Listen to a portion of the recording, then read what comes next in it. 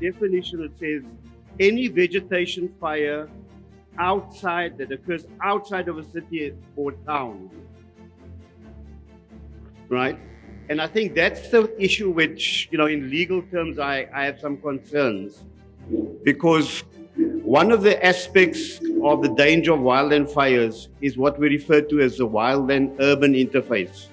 If you look what happened in Neisner, it wasn't outside the town.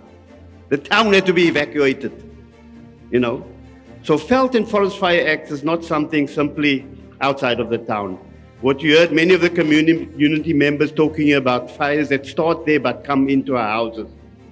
So it's an established term internationally, wildland-urban interface, because we, in terms of our habitation, are going more into the wildland areas, so-called wildland areas, and the two are interacting. So that distinction of something outside of town and the red fire brigades inside of town is not a very useful one. And I think the kind of definition we see here is something of concern. Okay? I think the second issue that we want to relate is an implication of the bill. I think it's a very creative way we've gone about dealing with wildland fires, namely what was called the Veld and Forest Fire Act before. We called for the creation of fire protection associations.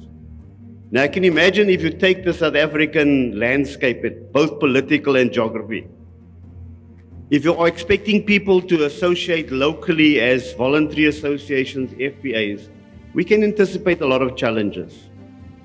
And I think if we go forward as a country believing that this is going to solve our problems without looking at the mechanics of fire protection associations, we are going to fool ourselves. We, as working on fire, work very closely with fire protection associations. And many of our teams are based with fire protection associations. But the state of fire protection association in the country is very uneven. And over the time, through neglect, many of them have come together and accumulated into bigger groupings and done very well. But that's not the story across the country. Communities are left out of the equation, and very good for this bill is saying, municipalities, you have to be part of it. SOEs, you have to be part of it, right? So that's the good part. But saying be part of it and hope it just lives and does what it's supposed to do is not enough. The third issue, and I don't want to delay matters here, is a little bit of step back from the bill. And that is, with the threat of climate change, and as we presented to Parliament in that portfolio committee in that hearing, this is not enough. This is not enough. We've got FPAs that don't have enough resources, not have enough guidance. We're talking about the crisis growing. COP26 already mentioned that we're sitting with fires, we're sitting with floods, and we see it. It's happened. Honorable Bryant, you asked us about disaster fires. After last we spoke to you, we had a 9-day fire in Northwest, right?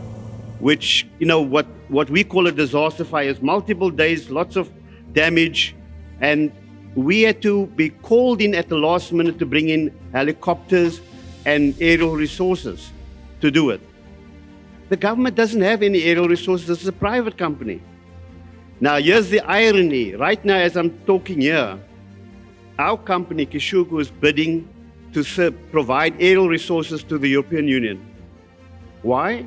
They've had fires and they've come together and said, we need this capacity. We don't have that clarity here at home. And gladly, we built up this capacity over 19 years. We have a fleet of 11 choppers and 4 bombers and 15 spotters, which we move around the country seasonally. But Northwest had no choppers or nothing. We had to move it from elsewhere. So if we expect, as the UN is saying, by 2050 we're going to have 30% more fires, by the end of the decade 50% more, this is not going to be enough.